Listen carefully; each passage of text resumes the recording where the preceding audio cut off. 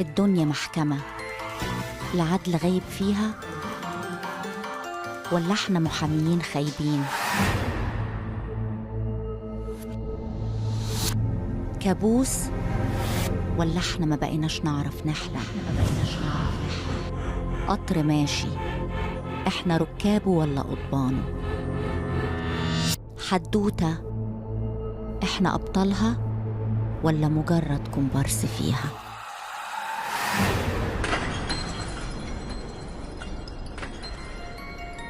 عدوة ولا صاحبة بس غدارة تقلب عليك في ثانية؟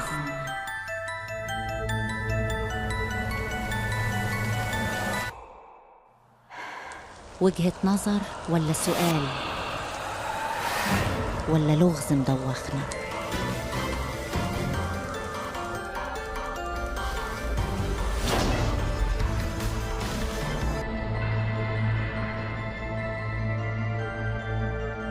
مفيش حقيقة غير إن الدنيا متاهة.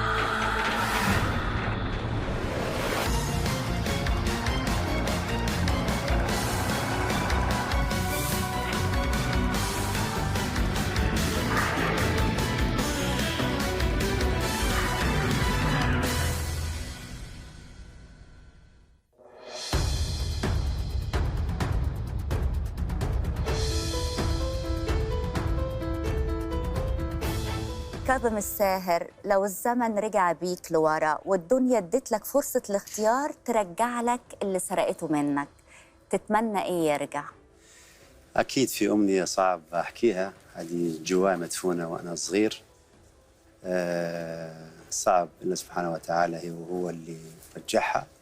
أما الأشياء لا بس أنا فضولي مش هقدر، يعني فضولي وفضول الناس، ايه هي الأمنية؟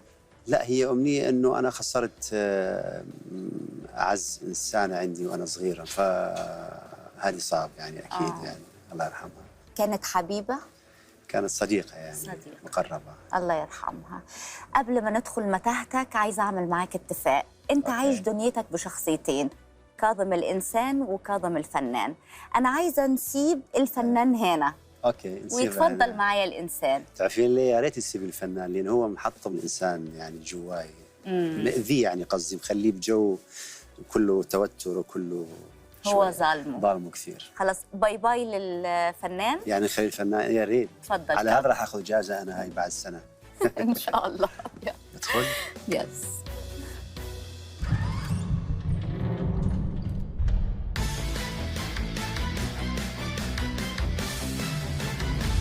كاظم الساهر، قصيدة لم تكتمل ولا قصيدة محرمة ممنوعة من النشر؟ قصيدة لم تكتمل؟ لا، ما راح تكمل أبد، ما راح تكمل أبد. راح يظل حولها شوية أسئلة، وراح تظل جواها أسرار، وراح تظل يعني مغطاية شوية. أكبر وأصعب متاهة في الحياة متاهة البحث عن الذات، تايه ولا لقيت نفسك؟ أنا لا، طالما بعدني متزوج فضل تايه. طالما ما عندي وطن لحد الآن فما زلت تايه. بإيدك؟ بإيدي، بس مش سهل القرار أبداً، مش سهل القرار. في متاهة الشك بتوه كتير؟ لا، الشك أنا مش أصدقاء أنا مع الشك أبداً. يعني مش سهل تخون؟ لا، أنا بحياتي وأجوبتي كثير أعطي أعذار المقابل، لأن دائماً أعتبر حالنا إنه إحنا بشر ما ملائكة، وجوانا كل النقيض. فعادي الإنسان لما يخطئ. أيضاً من الإنسانية أن نعطي كامل الثقة للكل. أملك بيخيب كتير في الناس؟ لا لا أبداً. دي نعمة. أسمع أغانيك أقول خيالي حالم، كلامك خيالي حالم، بس أشوف طباعك أقول ده واقعي. أنت لا. إيه؟ أنا واقعي في العمل، واقعي جداً في العمل، بس بحياتي لا، خيالي. يعني على هذا اللي حد الآن مثل ما حكيت لك ضليت بهالوحدة هذه الصعبة وما تزوجت، لأن فعلاً مسيطر علي هذا العالم، مسيطر علي بشكل هو ضدي بس فائدة للجمهور. هو اللي طلع الفنان اللي احنا سايبينه برا دلوقتي. أي بس ما فيك تسيبيه، لأن هو رائع بصراحة. حسيبه مؤقتا بس. هذاك رائع، لأن تخلى عن كل شيء فيه وأعطى الأشياء الحلوة بس أناني. للناس، بس مش له هو، عطى للناس، للجمهور. الراجل بطبعه مش رومانسي، بيعتقد إن الرومانسية ضعف ما تلقش بيه. يا مسكين يا رجل. إزاي قدرت تجمع ما بين الرومانسية والهيبة في نفس الوقت؟ يا مسكين يا رجل. يا عيني علينا، يا عيني علينا. مظاليم، يا عيني علينا. ده احنا اللي يا عيني علينا. لا، هو أنتم يعني تستحقوا أن يعني الحياة الرائعة. حقيقة أنا أشوف هيبة الرجل وكرامة الرجل واحترام الرجل لنفسه ورجولة الرجل تكمن إذا هو عنده القدرة أن يحترم مرأة. الرومانسية لها وقتها وحدودها، يعني ضمن مواقفها المعينة نتركها. بعدها لا، لازم الواقع لازم نعيشه، بس نحتاج مرات ناخذ إجازة من هذا الواقع، ندخل في هذا العالم الجميل. من حق الإنسان أن يستمتع بما عطاه الله سبحانه وتعالى، لأن هذا الخيال أيضا الله سبحانه وتعالى عطاك إنه تحلمي. صحيح، ونعم بالله. احنا بنقول في مصر لو جالك الغصب خده بجميلة. الدنيا بتغصبنا أحيانا نمشي في سكك احنا مش عايزينها. أنا عايزة ابتدي معاك من البداية خالص. تتفضل معايا. نفتح الدفتر من أوله وأعرف سككك كانت شكلها إيه. أوكي؟ يلا.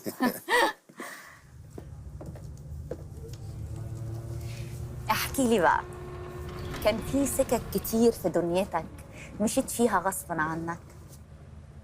يعني في أشياء كثيرة لما تعيشي حياة صعبة أكيد يعني تضطري أن تعملي المستحيل حتى توفري الراحة يعني. وعلى هذا فمشيت أكيد لما رحت عملت وأنا طفل، لما في أشياء يعني عملتها في حياتي كانت صعبة يعني جبرتني أنه أنا أروح أعملها، لأن حتى أعطي الفرحة لأمي وأبوي. بتتكلم دايما عن معاناتك، ده من منطلق تذكير النفس وتطويعها ولا عظة وعبرة للي بيسمع؟ لما أتكلم أخلي ببالي أنه أنا أب، أنه في كثير شباب يتابعونا ونعرف الوضع الآن في هذه الحياة الصعبة، مهما تعرضوا لظروف قاسية أجبرتهم على أن يشتغلوا ويكدحوا أنه في سبيل بس حتى يوفروا لقمة العيش، بس تبقى بجواهم موهبتهم والهدف اللي أمامهم، لازم يروحون ويكملوا خطواتهم. ما ييأسوش أبداً، لا يأس مع هذا الألم، لا يأس مع هاي الانكسارات الكثيرة اللي نمر بها. نعم، ما شاء الله. كنتوا عيلة كبيرة؟ احنا 10 إخوة يعني 8 شباب وأختين وأمي وأبويا. أبي الله يرحمه مثل ما دائما أقول كان أصغرنا. كان أصغركم؟ نعم. إزاي بقى؟ هو طيب ويضحك ويصحى الصبح يصحي الكل. يعني لما يصحى يعني أمي دائما تتخانق معه، أنا أسمع يعني إلا تصحيهم كلهم يصحى يغني، يعني يصحى 4:30 الصبح، يصحى 4:30 الصبح الفجر. على هذا أنا طالع عليه إنه أصحى 6 الصبح يعني، بس مو مثله 4:30، لا أنا أصحى 6 الصبح. بتصحى تغني برضو زيي؟ أنا أصحى مبتسم. أنا طلعت عليه. بعض من إخواني طلعوا لا شوية، لأن تصحى أمي شوية حزينة بالشخصية، تصحى شوية عصبية يعني جواها وحزينة، وأنا لا أصحى مبتسم. 10 إخوات ما شاء الله. جملة يوم ما سكتيهم كنت بتقولها كتير؟ يوم ما سكتيهم؟ لا، أنا رقم 7 ما كان عندي الجرأة لو يوم ما سكتيهم.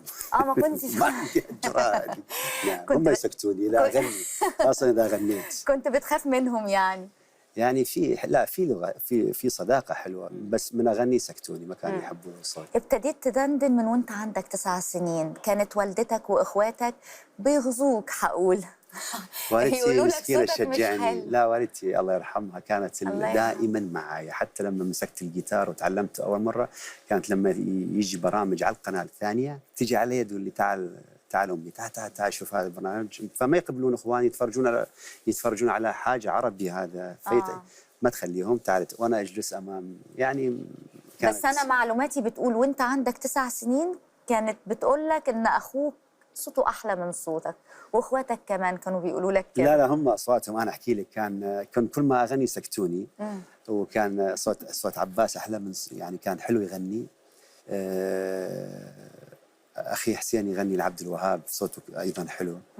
بس انا لما كنت اغني ما كانت عندي هاي بدايات. هو تسع ما كنت سنين هذا يعني. التكنيك يعني وهم اصغر.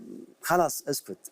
بس شفتي رغم كل هذا، بس اتذكر شيء حلو من المدرسه، ابن حزم في الموصل، كنت بالابتدائيه من ضمن الفرقه اللي تغني النشيد، انا كنت مختاريني.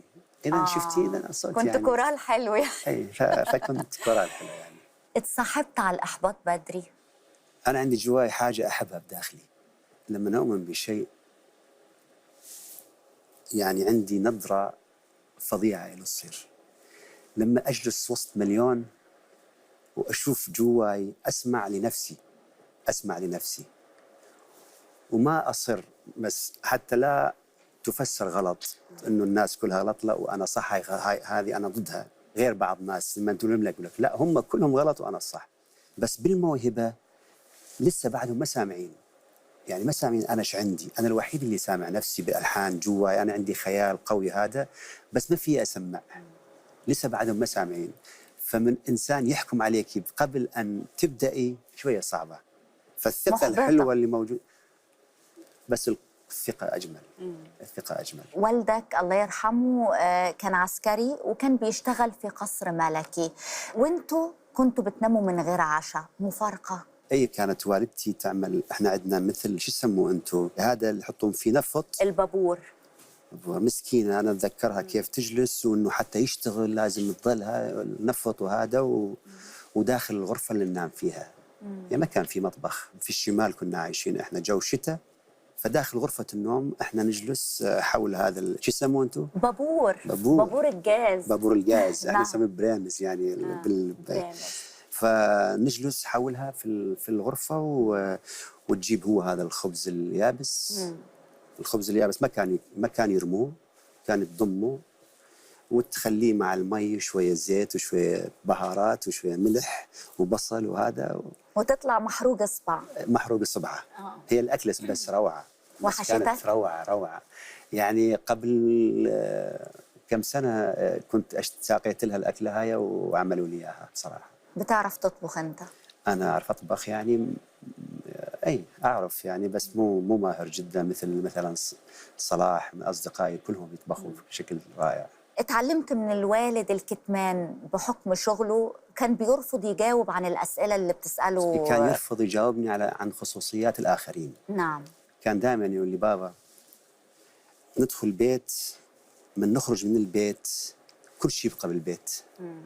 تنسى أي حاجة. كل شيء تخليه ببيت صديقك، هذا أسرارهم، وتخرج كأنك ما شفت حاجة. ولا لحد ما توفى كنت أريد بس يحكي لي عن أشياء هو مر بيها وصادفها، إنه إذا كان بوجوده بالقصر أو بوجوده يعني ما قبل يعطيني أي خصوصيات آخر. غير الكتمان علمك إيه تاني؟ يعني علمني إنه لازم أعيش وأعتمد على النفس، ولازم أتحمل مسؤولية نفسي أنا من أنا صغير. يعني هذه ما كانت بثقافته إنه أنا أعيش ما كانتش بثقافته ولا ما كانتش في قدرته؟ أعتقد كمان في ثقافته، لأن هو كان بإمكانه بهذاك الزمن، كان بإمكانه يعمل شيء كثير، بس هو يعني أنا اللي يعجبني فيه ملكيته قليلة ما عنده، يعني يا دوب، بس كريم جدا. طيب نفس. كنت أنت وأخواتك بتناموا في أوضة واحدة بالرغم من ما في عندنا أوضة. من حكى لك؟ أنا عارفة أن لا ما في أوضة. شوفي ما عندنا أوضة. عندنا هذا المجال اللي يحطون فيه التلفزيون، احنا نسميه هول صغير. صالة. احنا نسميه بالعراق بالشعبي هول، وفيها كنبة ونتفرج على التلفزيون. وقت النوم يفرشونا بالأرض وتناموا. ثبوا ما شاء الله. اللحاف يلا. كنت بتناموا جنب بعض زي ما تفضلت نعم. وقلت، وكنتوا 12 نفر في الصالة دي. بالعمر، لأن كانوا إخواني الكبار خرجوا من البيت، يعني كان أخي علي متزوج وفي الجيش، وكان أخي حسن أيضا تزوج. احنا اللي بقينا الأصغر يعني أنا وأختي فاطمة ومحمد وسالم وإبراهيم. احنا اللي قريبين. اللي اتربى في لمة كده، ازاي يختار العزلة لما يكبر؟ انا المشكله لما كان عمري 10 سنوات، 11 سنه، 12 سنه، كنت اروح اقطع مسافات امشي لحالي لوحدي بهذاك الزمن. كنت ما احب احد انسان يجي علي وياخذني من هذه الخلوه. كنت امشي وخيال، بس اتخيل واعمل روايات واكتب قصص في خيالي. يعني وسط الزحمة كنت عايش عزلة مع الذات. ولو اي واحد اجى علي يعني طلعني من هاي العزله اكون حزين، لان كنت مستمتع بهذا الخيال، مستمتع بهذا العالم الاخر اللي انا دا ارسمه بحياتي من انا كنت طفل. اعتقد هي هاي البوادر الاولى لموهبه الالحان والكتابه الشعر والابحار في هذا العالم الكبير الرائع طبعا حتى تخرج هاي الموسيقى. قل لي شعر. اقول لك شعر؟ احكي واحده من الاغنيات اللي غنيتها بالمهرجانات الاخيره من الالبوم الجديد اللي هي لجسمك عطر. اللي اتهمت فيها بجرأة الكلمات. بينما انا شايفها رائعه، رومانسيه، شايفها راقيه. لجسمك عطر خطير النوايا يقيم بكل الزوايا، ويلعب كالطفل تحت زجاج المرايا، يعربش فوق الرفوف، يجلس فوق البراويز، يفتح باب الجوارير ليلا ويدخل تحت الثياب. لجسمك عطر به تتجمع كل الأنوثة وكل النساء، يدوخني ويزرعني كوكبا في السماء، ويأخذني من فراشي إلى أي أرض يشاء وفي أي وقت يشاء. الله. يعني أنا شايف ما في شو الجرأة اللي فيه، يعني ما أعرف. لغة حب لازم تكون يعني اقل حاجه انه الشخص من يلمس ايد حبيبته ويروح على البيت هو ماخذ من عندها اللمسه الحلوه، العطر الحلو ماخذه، يتخيله في كل مكان في بيته، اعتقد يعني شيء جميل. صحيح. اكيد يعني احنا جوانا ايضا تناقض كثير، انا اتكلم عن نفسي. احنا جوانا تناقض كثير نتمنى لنفسنا ما نسمح لغيرنا ان يعملها كثير، يعني في اشياء كثيره، في تناقضات كثيره جوانا ابيض واسود، واحنا بنغذي الخير او الشر حسب ما احنا حابين. بس ان شاء الله دائما خير، دايما خير. وانت عندك 12 سنه اخوك محمد استغلك، كان وقتها حسين. بالنسبه انت قلت لي محمد، قلت لك حسين، حرام ما استغلني، حرام. حسين، طب مش محمد صحيح. حسين استغلك، كان وقتها استغلال مشروع ولا غير مشروع بالنسبه لك؟ لا مسكين، بالعكس، انت تحكي على الكتب. مره مرتين رحنا انا واخي محمد، هو بعثنا انه ده استغل محمد معاك. اي محمد جاء معنا نبيع له كتب مرتين يمكن بس. لا بالعكس. احنا نحصل من وراء هذا، يعني نستفيد. يعني ما كان بياخذ الفلوس كلها منك، ما كانش بيدي لك حاجه. حرام ياخذ الفلوس يبيع الكتب ويروح يشتري كتاب اخر. بالظبط، لان هو هوايته في حياته هي القراءه. بس ما كانش، بس كان يكرمنا يعني. ما كانش كنا نستفيد من الموضوع. دي جديده، دي ما كنتش عارفاها. طب كويس، لا يبقى مش استغلال، يعني يبقى كنت بتاخد الاجره حاجه ونشارك للاكل ونشارك فيها. اي طبعا. كنت راجل من وانت طفل. حاولت تشيل مسؤوليه نفسك في الاجازات والاعياد، وكان عندك افكار تجاريه عكس دلوقتي تماما يعني. كنت بتحاول تطلع من افكارك التجاريه دي مصروف عشان تلعب في الملاهي وفي المراجيح في العيد. لما القدر عندك وانت بتبيع ايس كريم مداب، فكرت وقلت لازم اعوض الخساره، عملت ايه؟ لا ما عوضت الخساره اكيد، بس اكلت مو شو يسموها انتم، علقه. لا اكلت يعني كلام، يعني كانت اكلت يعني اتبهدلت كلام ثاني شويه، انه معاش اللي بهدلك، ما كنت شاطر يعني بهذا الموضوع. بس ما عوضتها للاسف. ما عوضتش. لا كان بعتنا فول، احنا نسميها باقله، وبعت لوبيا. والولاد الاشقياء بوظوها لك، حطوا لك اللوبيا، حطوا لي ما اعرف، جابوا يسموه التبن ما اعرف ايش، رموه في بتحارب من وانت طفل. ما نحارب، بس اطفال يعني.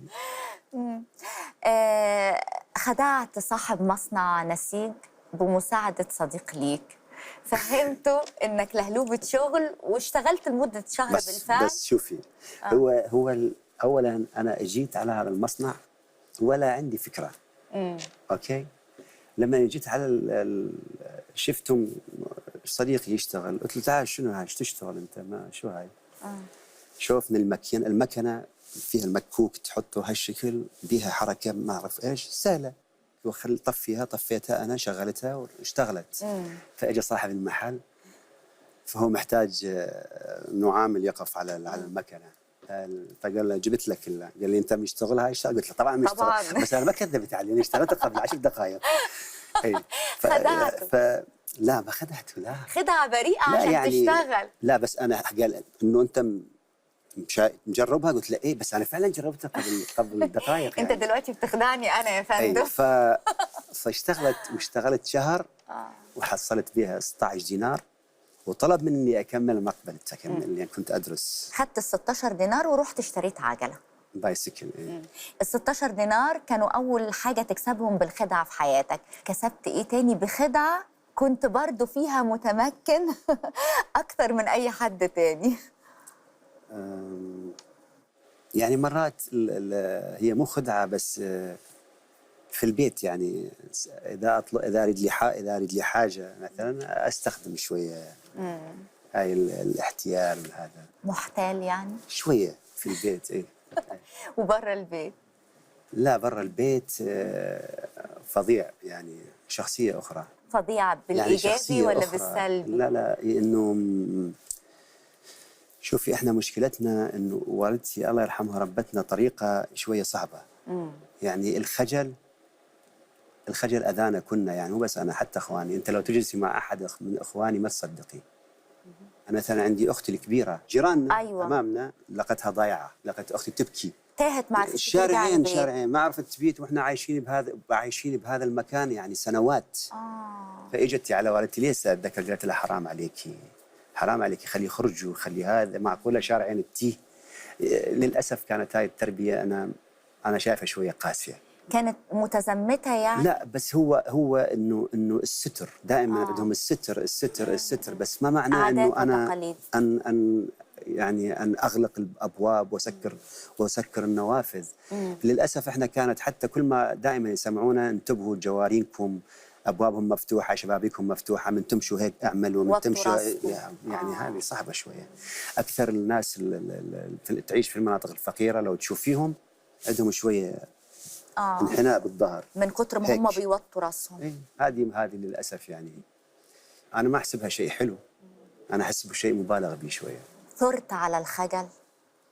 ثرت على الخجل وقتلت من عنده 50%. 50% مرة؟ 50%.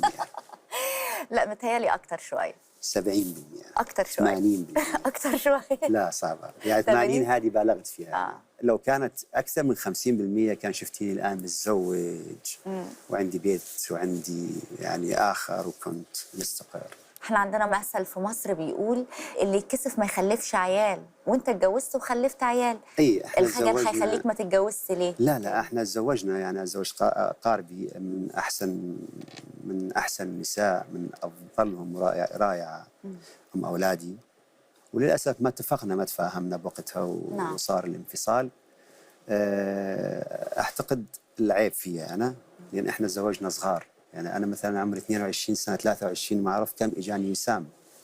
انا صرت اب، مع العلم لما اشوف اولادي الان واشوف واحد عمره 30 سنه اشوفه طفل انا امامي لسه، حتى من يتكلموا لسه صغير. محتاجين كثير، حتى في سبيل انه محتاجين كثير اقف جنبهم، انه حتى ادعمهم في الحياه وهذا. نعم. فاعتقد هذا الغلط اللي صار من عندي انا.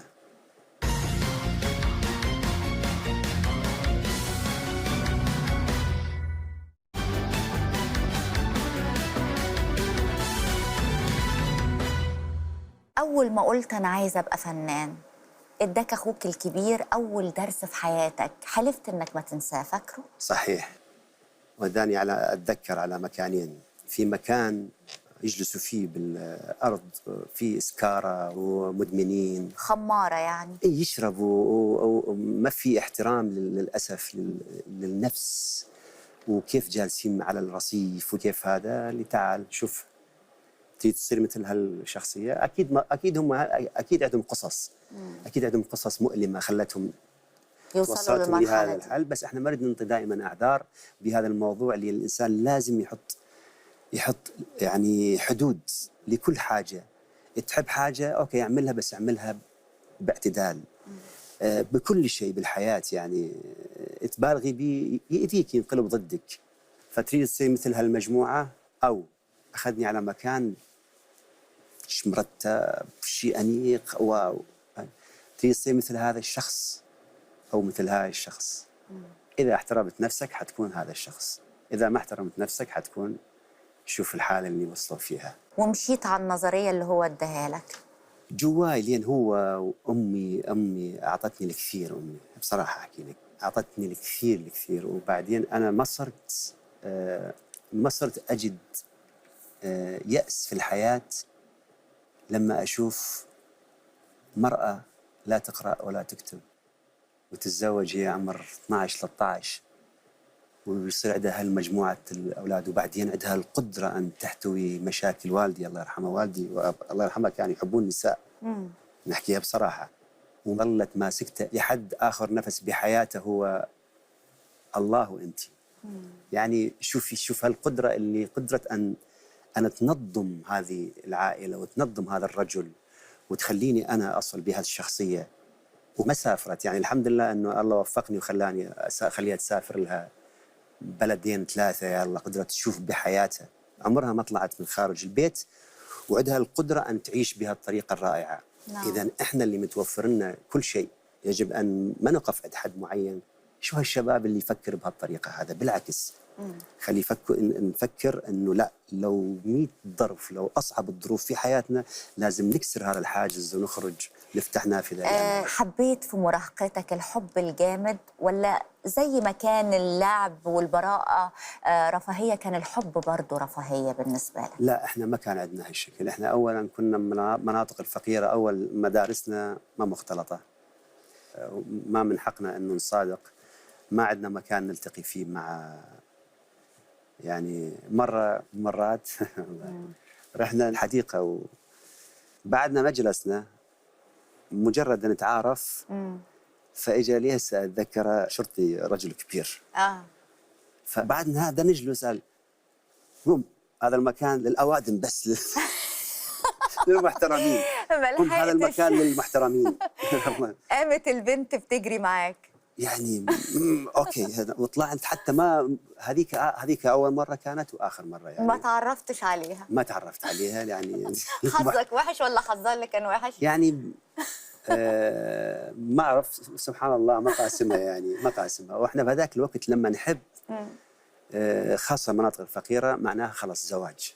ما فيش يعني لأن فرصة، لما تيجي فرصة تتمسكي بالإنسان اللي تحبيه خلاص بعد. يعني حبيت من بعيد الحب الصامت الأخرس اللي هو طبعا لسانك هو اتلجم وما هو هذا اللي قدرتش معيشني. لا، هذا اللي معيشني إنه أحب من بعيد، بس ما في أتقرب. يعني كنت مرات أتفرج من بعيد، من أسرق النظر على كانت إنسانة تعجبني، بس ما أقدر.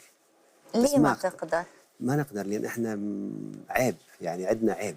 طب ده زمان، دلوقتي ممكن تحب حب من بعيد وما تتكلمش؟ ممكن؟ ما هو هذا للأسف. يعني حكيت لك أنا راحت الخجل 50، أنت ما صدقتي 70%. ما أنت رفعتيها لل 70%، هي 50. يعني كثير أنا مثلا يكون أريد أعمل شيء، أريد أغير بحياتي، إنه فعلا بس ما في، يعني بيلجمك. أرجع للخيال. بتندم؟ حتى أعمل موسيقى أندم كثير وأحاسب نفسي، والزمن يمشي والسنوات تركض وهذا بس المستفيد الأكثر الجمهور أكيد. الجمهور هذه الجمهور أجي أحط عصبيتي وأحط كل شيء كل ما أحمله، كل الكلام الحلو اللي كنت محضرة أريد أحكي لها، أحكي للموسيقى وأحوله إلى أغنية أو أكتبه. يعني يبقى أنت بقى مش محتاج ست في حياتك. لو الجملة الموسيقية هتفرحك أكتر من الست، يبقى مش محتاج ست في حياتك. بص أنا لقيت لك عروسة. الموسيقية هذه ما راح تطلع إلى ست أمامها. طب اسمع، لا تصدقي جملة موسيقية تخرج إذا بدون ما الإلهام يكون من مرأة. أنا لقيت لك عروسة، البيانو أو الجيتار؟ لا ما أريد، لا هذول يكونون خشب بدون مرأة. ما انت صحابك بيقولوا لك حتى انا اكون بتبقى خشب بدون المراه، اكون الروح ما موجوده، يبقى في الإحساس مرأة. يغيب. لازم لازم. في الخفاء. لا مش في الخفاء، في مرأة وفي عذاب جوا. في عذاب. هي في عذاب جوا بس ما سببه؟ فيها نحكي، ما فيها احكي. احترم رغبتك. شكرا. قعدت 6 سنين في الجيش. شنو هاي؟ اعتقد هذه الصورة المعسكرات الطلابية، هاي يمكن. ما كانش جيش ده؟ هاي ما حصلتوها الصورة هاي. احنا مخابرات. ممكن تبعثوا لي اياها FBI بعد اذنكم؟ اكيد. الجواز اصعب ولا الجيش اصعب؟ الزواج اصعب ولا الجيش اصعب؟ اوكي خلي هذه نحكيها كرسالة. حقيقة لي أنا كان هذا موضوعي مع ابني عمر. هو عمر جالس معنا بالاستوديو. هذا كان موضوعي فعلا إنه لازم يتزوج. إذا ياخذني أنا كمثل فأنا أسوأ مثل للعزاب. ليش؟ أنا صار لي يعني يمكن أكثر عازب أنا موجود بالوسط الفني، ولا نقول على صار لي كم؟ يعني صار لي 20 سنة. 20 سنة عازب. عازب. ضياع. وحدة قاتلة. تحكم عليك مرات ظروف، يعني تقول تكرهي نفسك. تعرف شوية تكرهي نفسك، قلت لك لا، المفروض الإنسان ما يكره نفسه. بس لما يكون عازب ولما يكون ما مستقر وما عنده هاي الإنسان اللي تسنده ففعلا يكره نفسه. لما الزواج حلو في البيت، لما مرة خناق، مشكلة شوية، بعدين شوية دموع، بعدين تمسح الدموع، بعدين ترضى، بعدين شوية غزل، شوية كذا. هي هاي الحياة الجميلة اللي أشوفها. بعدين تخرج برا، ترجعي على بيتك، تشوفي أولادك، تشوفي يعني هذه المتعة العظيمة. لما أنا كل شيء حنحكيها بصراحة، يعني أنا كل شيء متوفر لي. أنا كل شيء متوفر لي. حارم نفسك من المتعة دي ليه؟ أنت تريد توصلي حارم نفسك من هالمتعة ليه؟ أنا ما حارم نفسي من هالمتعة، بس كان خوف جوايا فعلا شديد من هذا الموضوع، وكنت كل ما أقدم عليه. وفعلا قبل فترة كنت مصر إنه أن خلص أن أعلنها، بس ما قدرت يعني. خايف. مرضت يمكن، ما أعرف. في شيء سر يعني مع الموسيقى. مثل بالزوج الموسيقى كأني. لا ما ينفعش. زوجت الموسيقى خلاص. ما ينفعش تكون أنا متجوز. أعرف أو لربما تكون خايف على مشاعر ست تانية، إنك لو اتجوزت تجرحها. هذه كانت أول يعني تقريبا أول 10 سنوات. كنت كثير خايف على مشاعر أولادي، كثير بشكل فظيع. مستحيل أقبل ولا أسمح لنفسي أن أعملها، وأكيد أم الأولاد بوقتها. بس الآن يعني أعتقد حتى الأولاد يشجعوني. الأولاد عايزينك نعم. تتجوز. أنا راح أحكي رسالة إنه الشباب لا يفكروا يوم من الأيام إنه الزواج صعب. بالعكس، الوحدة هي اللي صعبة، الوحدة هي اللي قاتلة، الوحدة هي اللي المرض، الوحدة هي اللي تخلي الإنسان يتصرف تصرف غير صحيح وما يفكر بطريقة صحيح. فأعتقد أنا من أول المشجعين للزواج. اتجوزت بنت عمك وانت عندك 19 سنة. اخطبتها 19 سنة بالخطوبة. واتجوزت عندك كم سنة؟ يمكن 20 21. يعني دخلت دنيا الجواز وانت لسه ما شفتش دنيا. نعم. ليه؟ يعني صارت، كان أخي حسين هو خطب أختها وتعرفنا وعلى طول يعني. يعني كانت رائعة، عشبتها يعني إنسانة رائعة بصراحة. مش منطقي يكون حد بالظروف اللي انت كنت فيها، يعني ظروفك برضو ما كانتش سهلة.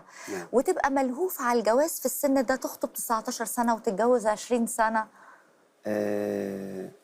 يعني شفتي انت، انا حكيت لك احنا كل المدارس غير مختلطه، ما فيك تصادقي بالمنطقه، ما فيك ما اعرف ايش، ما في يعني الواحد محتاج ست يعني واحد حلو انه يشوف انه بالحلال يشوف ست بوقتها. غنيت في فرحك؟ غنيت في فرحي؟ ما اعتقد غنيت في فرحي معروف. قالوا لي كده. يمكن غنيت في فرحي، اتذكر والله. مش فاكر؟ والله مش فاكر. اعتقد غنيت، كنت فرحان كثير فعلا يعني. انا اخي علي هو الكبير. هو لين بيته الصالون عنده اكبر شويه صالون، فهو سمح لي انه اسوي الحفلة عنده في أي البيت. في البيت عنده. ايه مساوئ الجواز المبكر؟ مساوئ يعني أنا في حسنات في الحسنات إنه كسبت أولاد 2 الآن شباب كبار وما أحلاهم. ربنا يخليهم الله لك يا يحفظك. والمساوئ إنه الرجل ما عنده الخبرة هاي حتى يحتوي مشاكل المرأة أو يسعدها أو يقدم لها بشكل محترم حياة أفضل. أنا حسيت نفسي إنه ظلمتها يعني بصراحة. أنا حسيت نفسي كثير ظلمتها. شاعر بالذنب؟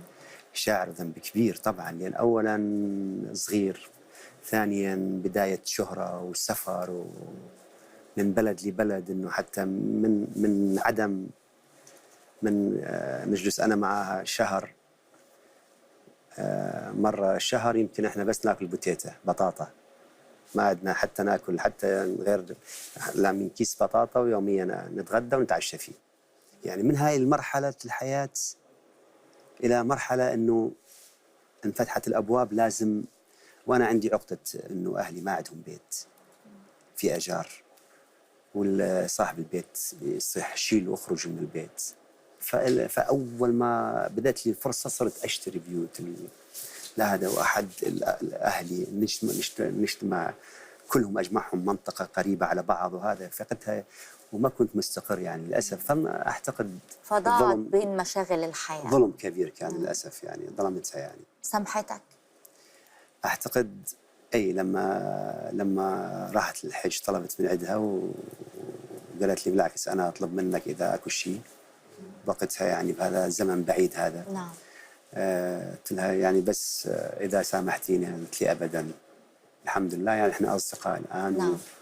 ولو يصير أي مشكلة هذا أبدا أول وحدة أتصل فيها، وهي أول واحدة تتصل فيها أنا. زواجك دام كم سنة؟ كم سنة؟ يعني للأسف كانت يعني كذا مرة إحنا انفصلنا، يعني مو مرة واحدة تقريبا، يعني ما أتذكر بالضبط كم، ما أتذكر، بس دام سنوات كثيرة يعني. ذاكرتك ضعيفة؟ ذاكرتي ضعيفة يعني لكثرة الضغط الكبير اللي موجود عندي يعني. ولا ذاكرتك ضعيفة لما تحب؟ لما أحب؟ يعني لما تعوز. يعني كيف؟ فسري لي أكثر، وضحي لي أكثر، لأن أنت عندك نوايا. عندي نوايا حسنة. هو أنا هذا قصدي. احكي لي. يعني بتهرب لما تبقى مش عايز تفتكر؟ لا أنا ما أهرب. لا ما أهرب. لا ما أهرب. لما ما أريد أجاوب على سؤال ما أجاوب عليه، أقول لك ما أقدر أجاوب. يعني وسام من النوع اللي يخجل، يعني يريد هو يثبت يعني يثبت شخصيته، يريد هو يعتمد على نفسه، وهذا يسعدني به. يعني وسام مثلا يوم من الأيام أنا دائما أقولها هاي بلقاءاتي كلها، يوم من الأيام اتصل بي كان عايش بكندا، كان يدرس، قلت له بابا، قال لي بابا ما أقدر أكلمك على التليفون لأن دا أشتغل. يعني كان يشتغل يشيل كراتين. شو يشتغل بالضبط؟ كان بنزين خانة، ما أعرف أصدقاء شغله. ابن كاظم الساهر. أي نعم. ابن كاظم الساهر. أنت عصامي بنيت نفسك بنفسك، كنت مضطر. وسام ما كانش مضطر إن هو يشتغل ويشيل كراتين وهو بيدرس. أبوه الحمد لله في نعمة. ما كنتش بتبعت له فلوس ولا هو اللي كان بيتكسف يطلب منك فلوس؟ لا هو كان أكيد، يعني كان مثل ما تحكي أمهم لازم يتنظم الكم تعطيهم، إنه كم يكفي. إنه تعرفي لما يروحوا شباب دول غربية لما معه فلوس كثير وحوله ما شاء الله أصدقاء، أكيد في أصدقاء رائعين وفي أصدقاء سوء. فعلى القد إنه حتى يخلص من المدرسة يروح على البيت يعني. فلما أصدقائه هم ودوه راح يشتغلون في الغاز ستيشن، محطة بنزين، يشيل يساعدهم وهذا. فأنا ليش اشتغلت هذه الشغلة؟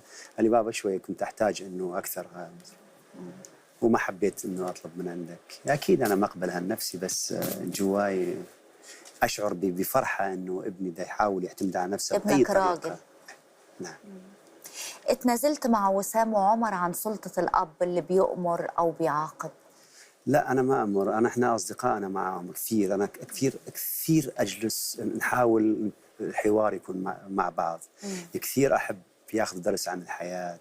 البعد كثير هو اللي فرض الصداقة دي في وقت من الأوقات. يعني أرد بأي طريقة أنه أعوض لما ما نكون مع بعض، حتى نكمل دروس الحياة. إذا تكون بالتليفون، إذا تكون بس لما نجلس مع بعض يكون أفضل. فصرنا نلتقي أكثر من زمان.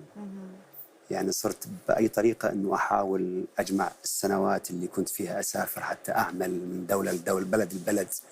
أحاول بأي طريقة نكون نلتقي شوي أكثر، نجلس أكثر.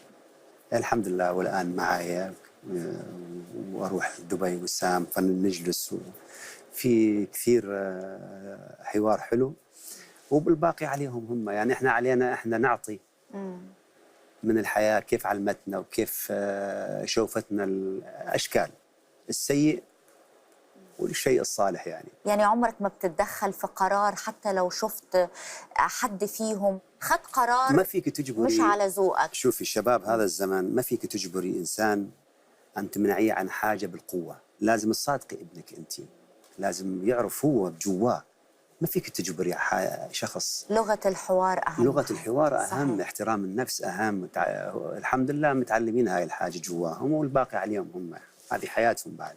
أنت تقريبا مقيم في دبي مع عمر ومع وسام. نعم. دلوقتي بعد انفصاله، والحفيدتين الجميلتين نعم. آية وسنة. نعم. سؤالي، 3 رجالة مع طفلتين عاملين معهم إيه؟ يعني أولاً خلي أوجه التقدير الكبير لأم وسام اللي هي قائمة بالواجب هذا كله. موجودة كله يعني. حتى تركت، هي تعرف، هي سلوة حياتها أم وسام أن دائما العمرة هذه سلوة حياتها. تقضي بالمسجد بالعمرة، هي إجازاتها هي هذه. يعني حرمت هاي صار لها تقريبا سنة هي مع أحفادها، مع آية ومع سنة، وحريصة وما تقبل تتركهم يعني مع مربية المربية. ضد هاي الفكرة أنه لازم تكون الكل قريب، لازم يكون عندهم. جميل. فأعتقد يعني نالين من الدلال العظيم. حتى أم سنة وأم آية معاهم الآن. نعم. يعني ماخذين من العائلتين. حلو الوعي في الانفصال عشان ما يأثرش سلباً على بالعكس، الأطفال. لا هم أصدقاء، والآن نعم. هي موجودة مع أولادها في دبي. ده ذكاء. فيعني بالعكس، وقبل فترة كانوا الأولاد في البيت، وعائلة من أرقى العوائل. يعني أنا لي الشرف، بس للأسف ما تفاهموا. العمر ما انتصرش على ملامحك، بتحاربه عشان ما ينتصرش على روحك؟ أنا عندي العمر في إحساسي. لو إحساسي قل، مو هاي القوة، مو هذه الثورة اللي جواي اللي مشتعلة على طول، تريد تعمل، تريد تسوي شيء، تريد تطلع بصورة أخرى دائما. لو ما كانت هالشكل أقول لك أنا كبرت، بس الآن أنا طفل. فاكر دلع؟ أي طبعا. ممكن أسمع حتة منها؟ أنت ما اخترتي إلا دلعين دلع. أوكي. أنا دلع علشان كنا بنتكلم على الأطفال. على الأطفال. ولو إن هي الأغنية ما كانش مقصود بيها طفلة يعني، بس أوكي. إيه هو شلون إياك أعني واسمع يا جارة، ما أعرف كيف، ما أعرف هو كنت نعني حاجة أخرى. بالضبط. يعني. إيه طبعا. حتى البنية حلوة، البنية برضه ما كانتش الإيد. هي لا طبعا أنا كاتبها، لو غنيتها هالشكل كان قالوا لي يعني الإيد شوكليتة ولا هذا. فقلت طيب جيبوا لنا طفلة، خلي طفلة. في أحلى أطفال، ما في أحلى أطفال. حولوها أغنية أطفال. فسويتها، كتبتها أنا، كتبت كلمات. ده احتيال. ده مو احتيال، بس أغنية أنا أحبها. بس حتى إنه الجمهور ما يزعل، فسويتها للأطفال. وعندي أغنية الآن أيضا مكاتبها للأطفال. ما تخافش من الجمهور على ما تعوده يمشي. لا، راح أقول لك، لا، هو مو مسألة خوف، مسألة احترام. ده قيد مش احترام. لو غنيتها لا ومعاك احترام. يعني في البداية غيرت كلماتها أنا، لأن في كثير عوائل تتفرج علينا وتسمع أغنياتنا وتسمع هذا. يعني مرات شوية احنا نروح مثلا كثير بالرومانسية، بس أيضا في بعض شوية عند الناس شوية هالتحفظ الجميل يعني اللي موجود. فاحتراما لهم إنه حتى ما يزعلوا، فلازم شوية نغير. لو مش عايز دلع بلاش دلع. لا دلع ما فيها شيء، بسيطة يعني. لا قول لي أي حاجة. أغني لك يعني؟ وليدة اللحظة. أنت حابب تقول إيه في الثانية دي؟ أنا حاب يعني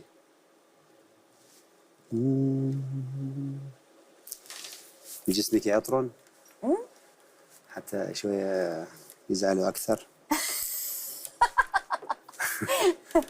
بالظبط كده. لجسمك عطر خطير النوايا يقيم بكل الزوايا ويلعب كالطفل تحت زجاج المرايا يعربش فوق الرفوف يجلس فوق البراويز يفتح باب الجوارير ليلا ويدخل تحت الثياب لجسمك عطر خطير النوايا.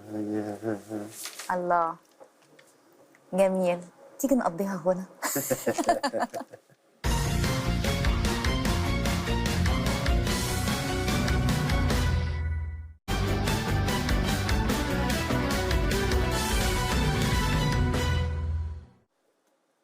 سبها علي غلطة مو بيدي ما يرضي. أيوة.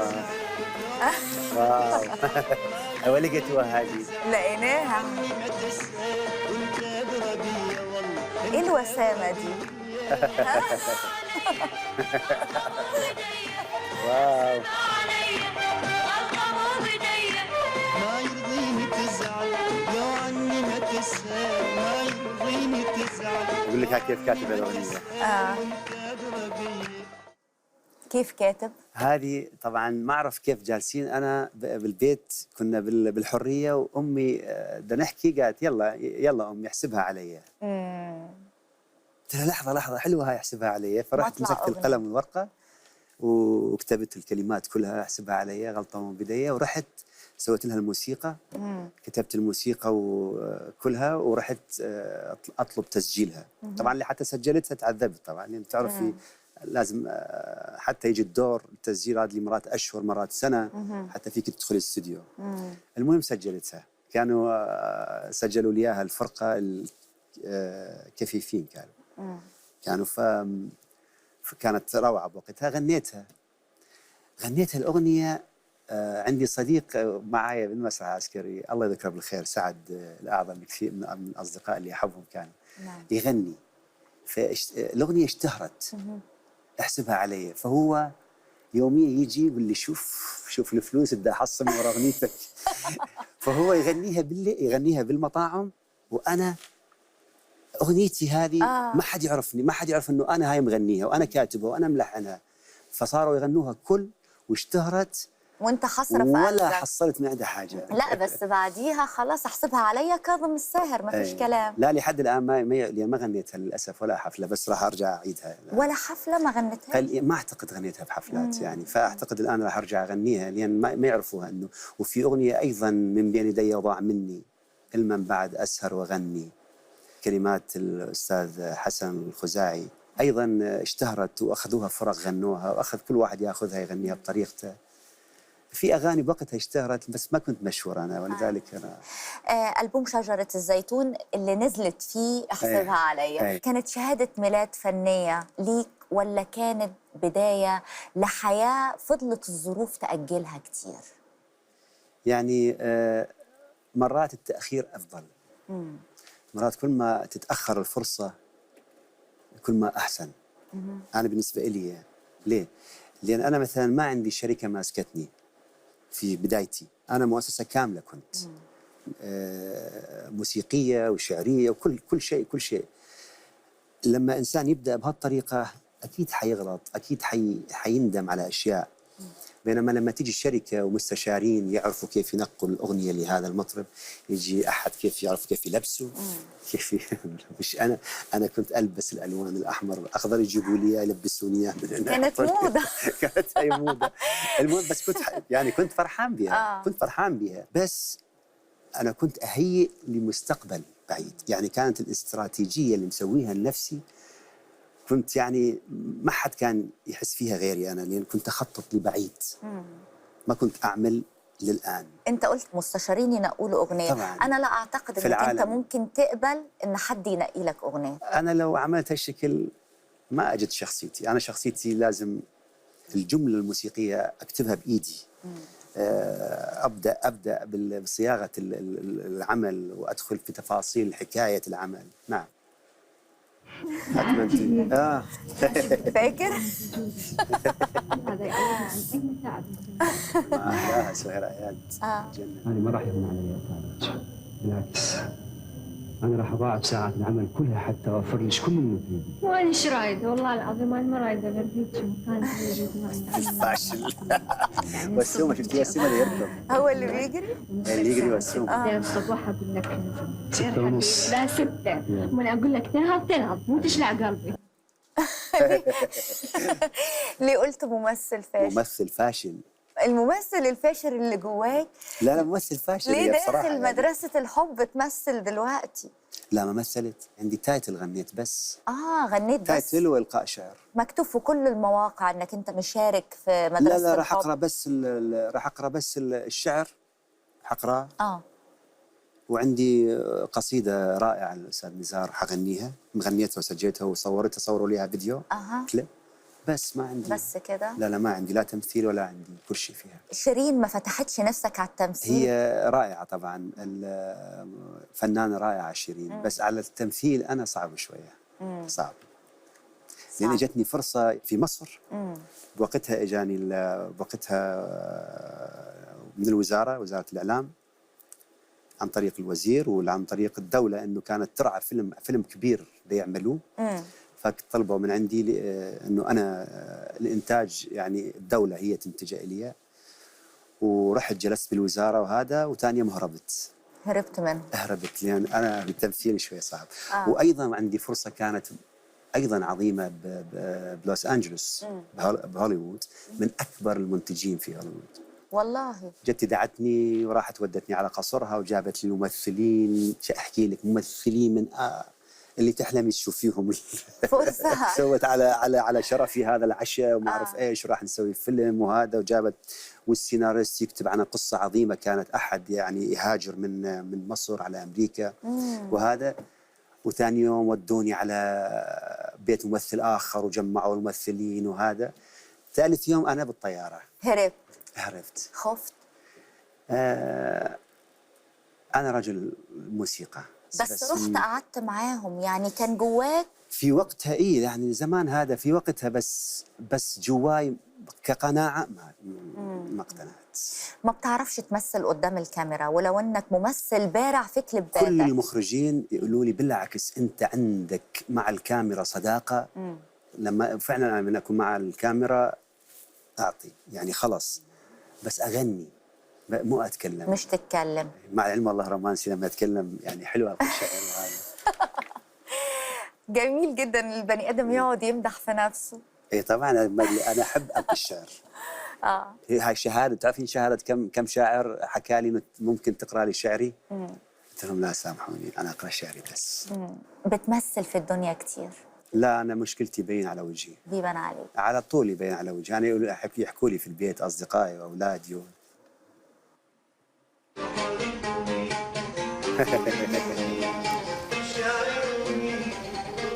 الله يرحمه.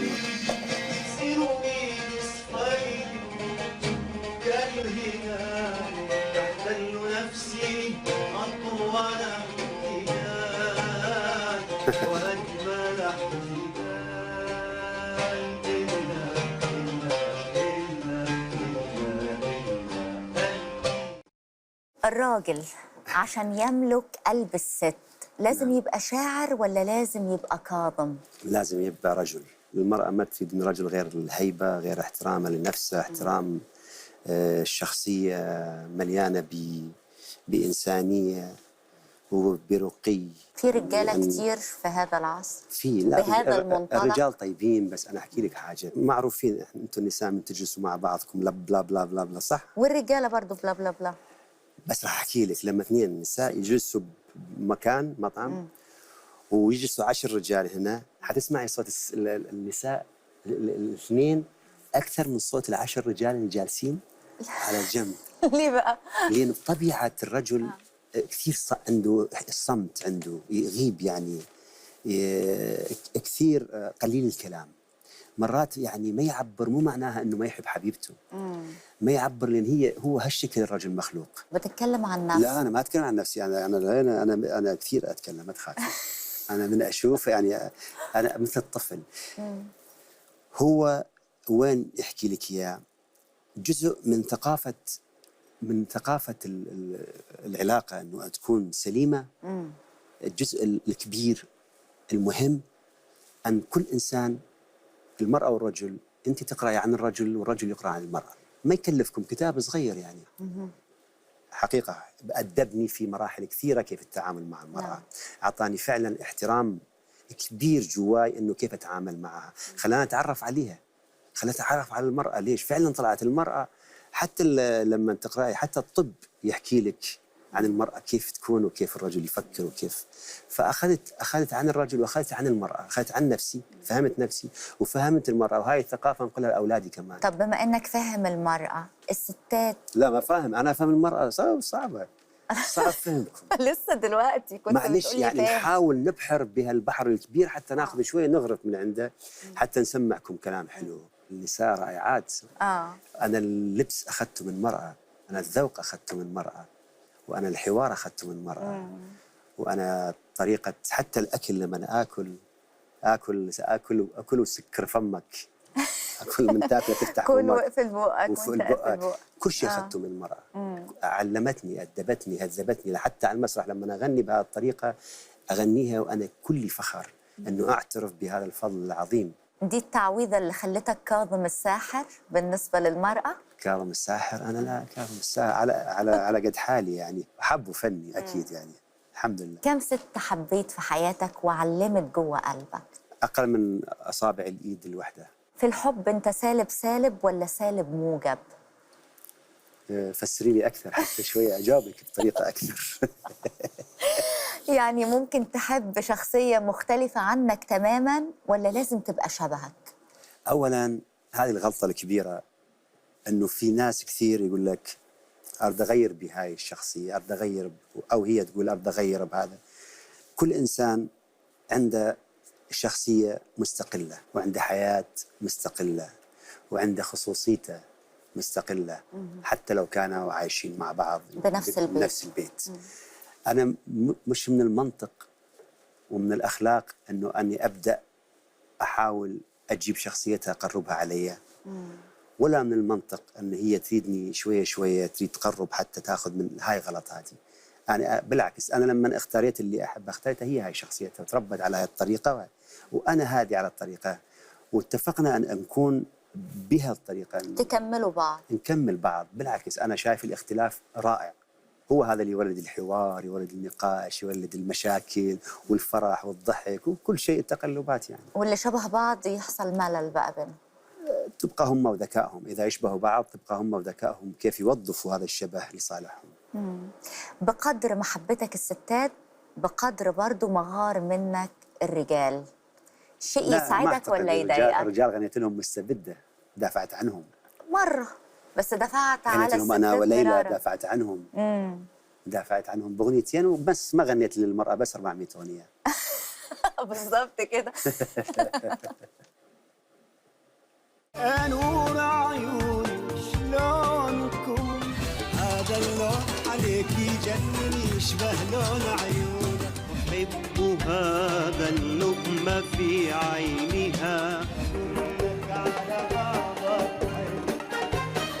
أحلى الأجل بعيونها، حبيبتي حبي لعينيك أنا كبير، وحلمت بأني أخطفها مثل الفرسان، فحين أنا لا أقول الله صباحك سكر، فمعناه أني أحبك أكثر، عبرت الشط على مودة حليت على راسي، يا جسدا يقطع مثل السيف ويضرب مثل البركان، قولي أحبك كي تصير صامتا رافعي ذهبا أنا أقدم عاصمة للحزن وجرحي نقش الفرعون.